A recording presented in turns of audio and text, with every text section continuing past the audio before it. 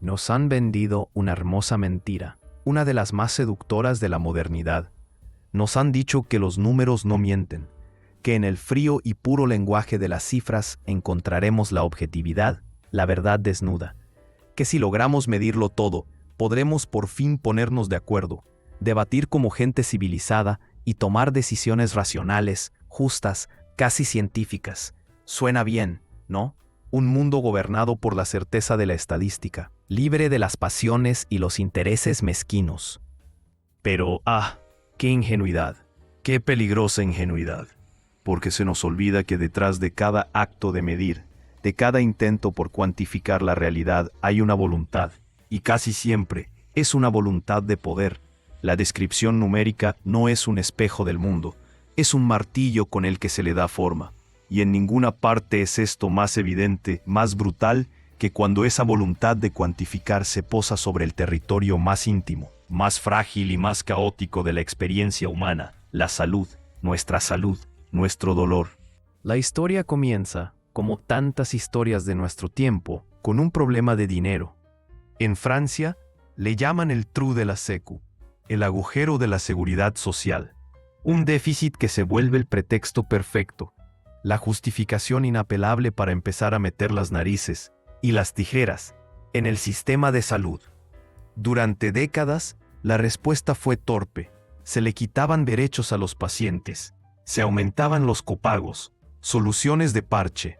Pero a principios de los 80, los expertos, esos sumos sacerdotes de la nueva era, tuvieron una epifanía. El problema no era la demanda, no éramos nosotros, los enfermos. El problema era la oferta. Eran los médicos. Y con esa idea se desató un nuevo fantasma. Un fantasma que recorre hoy todos los pasillos del poder. Lo llaman el espíritu de gestión, el esprit gestionnaire. Es una forma de razonar, una ideología, que nos dice que el Estado debe funcionar como una empresa. Que gobernar es como dirigir una fábrica, donde hay que optimizar los procesos, maximizar la eficiencia y, por supuesto, reducir los costos. En esta nueva religión, la información cuantificada no es una herramienta más, es el alfa y el omega. La decisión política debe estar, nos dicen, completamente sometida a la producción de cifras. El sueño del burócrata moderno. Así nace lo que el sociólogo Albert O'Guien llama la voluntad de cuantificar. Esa compulsión, esa necesidad casi patológica del político y del administrador contemporáneo de justificar cada uno de sus actos apelando al conocimiento supuestamente objetivo que le dan los números. Y armados con esta fe, se lanzaron a la conquista de la medicina. Una guerra silenciosa, técnica, que lleva más de 20 años librándose en los despachos, en las leyes, en los sistemas informáticos. El plan de ataque fue metódico. Primero, había que desmantelar la vieja contabilidad solidaria de la seguridad social y separar las cajas, la de la enfermedad por un lado, la de las pensiones por otro. Aislar al enemigo, para poder medirlo mejor. Luego, vino el golpe maestro. Imponer por ley un presupuesto global, una envelope, un límite máximo de gasto anual para la salud. Pero, ¿cómo controlar que no se exceda ese límite si los médicos siguen teniendo libertad para recetar y los pacientes para elegir? Aquí es donde la voluntad de cuantificar se pone realmente creativa. Para controlar, necesitas saber.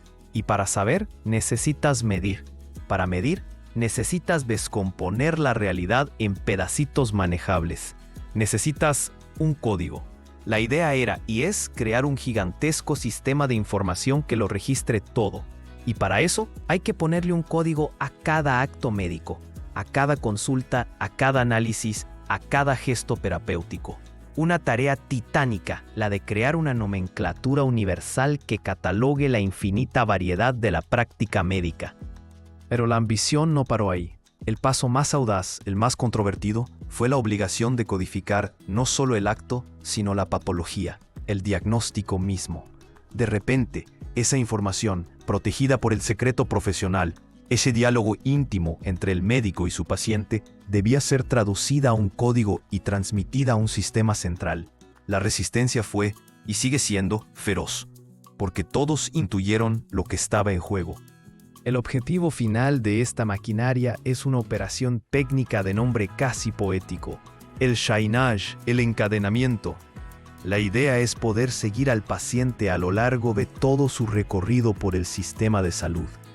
Desde la primera consulta con el médico de cabecera, pasando por el especialista, el hospital, los análisis, la farmacia, todo. Encadenar todos los datos para que al final se pueda calcular con precisión el costo promedio de una patología, para que tu gripe, tu cáncer o tu depresión dejen de ser una historia personal y se conviertan en un producto con una etiqueta de precio. Un caso que puede ser comparado con miles de otros para ver si tu médico se está gastando más de la cuenta. Aquí chocan dos mundos, dos legitimidades irreconciliables. Por un lado, la del gestor. Para él, la salud es un hecho colectivo estadístico. El médico es un proveedor de servicios intercambiable en una cadena de producción, y el paciente, una probabilidad. Su objetivo es la eficiencia del sistema. Su lenguaje es el de los números. Por otro lado, la del médico. Una concepción que defiende la salud como un bien privado, que valora el encuentro singular, la intimidad del coloquio singular, la excepcionalidad de la decisión médica. Para ellos, esta cuantificación es una aberración que destruye la confianza, que ignora todo lo que no se puede medir, la duda, la empatía, el arte de curar. Y es aquí donde la hermosa mentira del principio se desmorona. Los números no traen el consenso, al contrario, se convierten en un campo de batalla.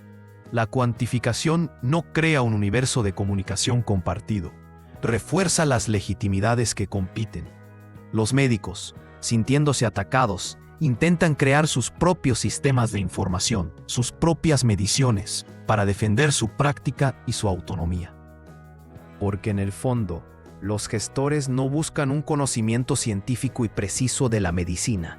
No les interesa la finura del diagnóstico.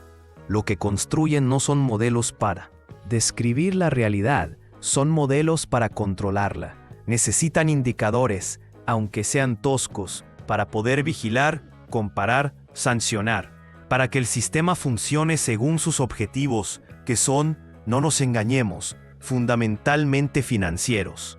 Y así, la técnica, bajo el disfraz de la objetividad, avanza y va fijando silenciosamente las reglas del juego. La política, el debate sobre qué tipo de sociedad queremos, qué valor le damos a la salud, a la vida, al cuidado del otro, todo eso queda neutralizado. Se reemplaza por una discusión técnica sobre la eficiencia de los indicadores y la optimización de los recursos. Nos prometieron claridad y nos dieron control. Nos prometieron un debate racional y nos impusieron una lógica contable. Y en este proceso, en esta febril voluntad de cuantificarlo todo, la pregunta que nadie se hace es la más importante. ¿Qué es lo que se queda afuera? ¿Qué es lo que la fría exactitud del número es incapaz de capturar? Se queda fuera, quizás, lo esencial. Se queda fuera la dimensión moral del acto de cuidar. Se queda fuera la angustia del enfermo y la compasión del que sana. Se queda fuera todo aquello que hace de la medicina algo más que una industria. Algo todavía obstinadamente humano. Y mientras seguimos fascinados por el brillo de los datos, por la promesa de un mundo perfectamente medido y administrado, corremos el riesgo de olvidar que hay cosas que no se pueden y no se deben contar, porque en el momento en que le ponemos un precio a todo, quizás descubramos que ya no nos queda nada de valor.